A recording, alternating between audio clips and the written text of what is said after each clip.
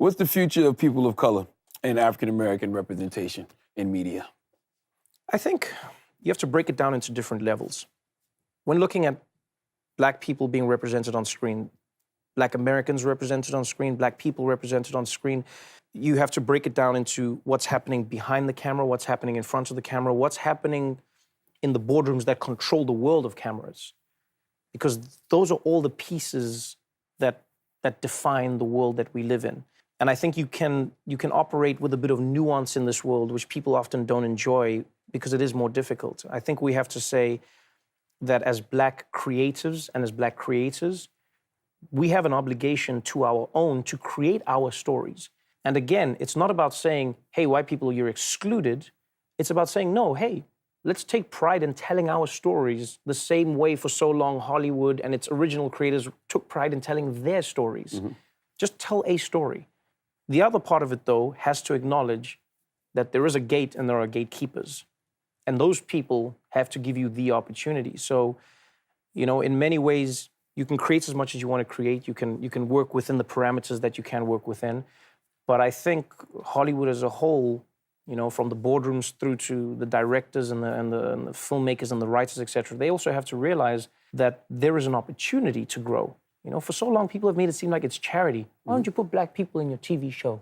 Wouldn't that be nice? It's not about nice. Think about the opportunity to grow. There's a saturation point.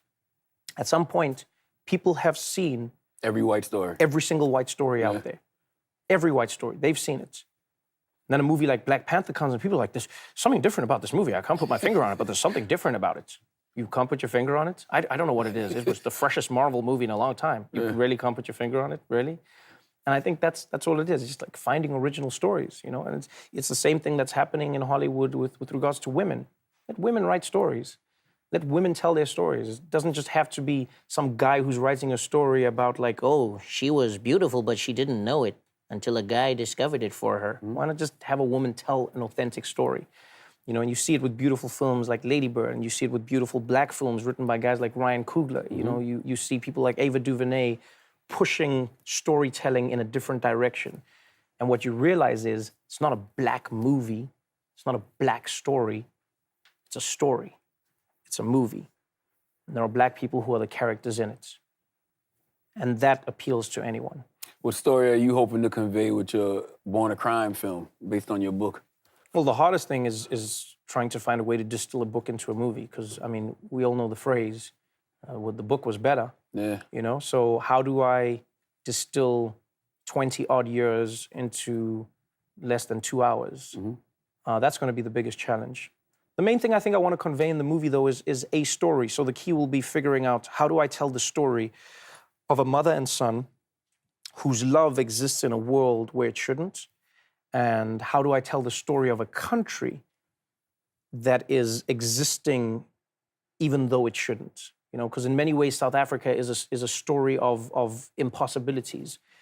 A nation where a minority oppressed a majority, and once that majority achieved power, there wasn't a backlash. There wasn't a revolution where people were killed. In many ways, it was termed the bloodless revolution.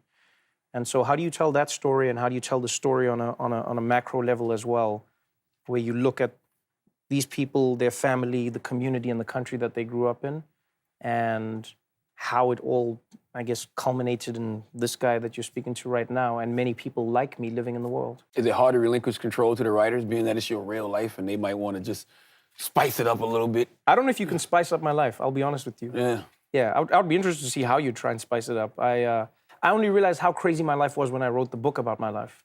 Because I always have thought I just lived my life, you know? And maybe it's because I grew up in a place where many people had crazy stories. You know, maybe you're a similar person. I mean, I remember reading your book, and the things and the people you've met are so crazy.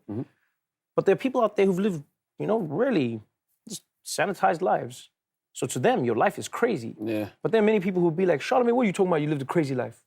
Man, I lived a block away from you. My life was much crazier. And you're like, yeah, but my life is crazy to other people. And so I don't think they'll need to spice it up. And luckily, I'll be working with them, not against them. So I'm excited. Word, Trev.